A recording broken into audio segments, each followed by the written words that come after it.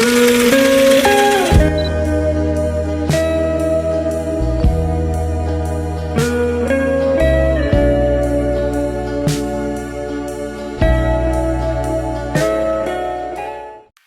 standby, kamera ready, sound ready, 3, 2, 1, action. Assalamualaikum warahmatullahi wabarakatuh. Puji syukur kita panjatkan kehadirat Allah Subhanahu wa taala yang telah memberikan kita semua kesehatan. Semoga kita semua dalam keadaan sehat walafiat. Yang saya hormati Bapak Ipidus MPD selaku dosen pengampu saya. Baiklah teman-teman, izinkan saya memperkenalkan diri. Perkenalkan, nama saya Mbaki Rwandi. Saya adalah salah satu mahasiswa Sultan Syarif Qasim Riau. Pada kesempatan ini saya akan menyampaikan materi saya tentang hadis dan hubungannya Al-Quran. Ini saya akan membawakan materi hadis dan hubungannya dengan Al-Quran. Islam memiliki dua sumber ajaran utama, yaitu Al-Quran dan hadis. Al-Quran merupakan wahyu Allah yang diturunkan kepada Nabi Muhammad SAW sebagai pedoman hidup bagi seluruh umat manusia.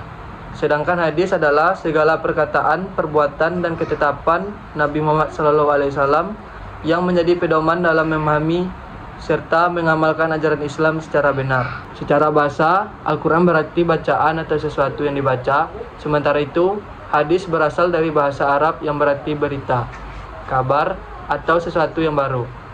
Dalam istilah agama, Al-Quran adalah kalam Allah yang diturunkan kepada Nabi Muhammad SAW dan dituliskan dalam mushaf. Sedangkan hadis merupakan segala sesuatu yang bersumber dari Nabi Muhammad SAW. Selanjutnya, kita membahas kedudukan Al-Quran dan hadis. Keduanya merupakan sumber ajaran Islam yang sangat penting. Al-Quran menempati posisi sebagai sumber hukum pertama. Selanjutnya, kita membahas kedudukan Al-Quran dan hadis. Keduanya merupakan sumber ajaran Islam yang sangat penting. Al-Quran menempati posisi sebagai sumber hukum pertama, sedangkan hadis menjadi sumber hukum kedua setelah Al-Quran. Kedudukan hadis ini diperkuat oleh firman Allah SWT dalam surat Al-Imran ayat 32 yang memerintahkan umat Islam untuk menaati Allah dan Rasul. Hubungan antara Al-Quran dan hadis sangat erat dan tidak dapat dipisahkan. Hadis berfungsi untuk menjelaskan kandungan Al-Quran yang masih bersifat umum sehingga lebih mudah dipahami dan diamalkan oleh umat Islam. Penjelasan hadis terhadap Al-Quran mencakup berbagai aspek kehidupan seperti ibadah, ekonomi, hukum pidana, hukum keluarga, dan kehidupan sehari-hari.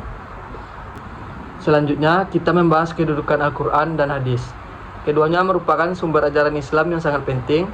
Al-Quran menempati posisi sebagai sumber hukum pertama, sedangkan hadis menjadi sumber hukum kedua setelah Al-Quran.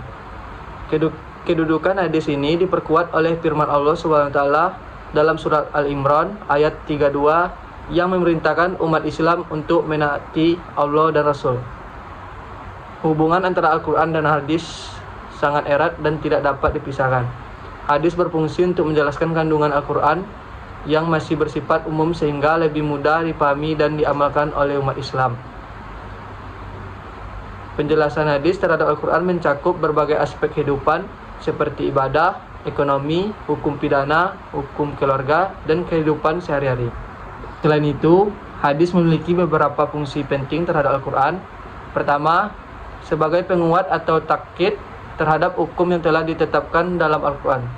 Kedua, sebagai penjelasan atau bayan terhadap ayat-ayat yang masih umum. Misalnya, dengan merinci ketentuan ibadah, membatasi hukum yang masih bersifat bebas, dan menjelaskan hukum warisan.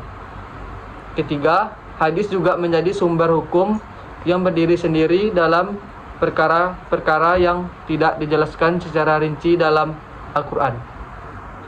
Dari pembahasan tersebut, dapat disimpulkan bahwa Al-Quran dan hadis merupakan dua pedoman umat utama dalam kehidupan umat Islam. Hadis memiliki peran yang sangat penting sebagai penguat, penjelas, perinci, dan membahas terhadap hukum-hukum yang terdapat dalam Al-Quran. Oleh karena itu, umat Islam harus mempelajari keduanya secara seimbang agar dapat memahami dan mengamalkan ajaran Islam dengan benar. Sebagai saran, kita hendaknya terus mempelajari Al-Quran dan hadis secara mendalam serta menunjuk kepada para ulama yang kompeten agar terhindar dari kesalahan dalam memahami ajaran agama. Sekian penjelasan dari saya akhiri. Assalamualaikum warahmatullahi wabarakatuh.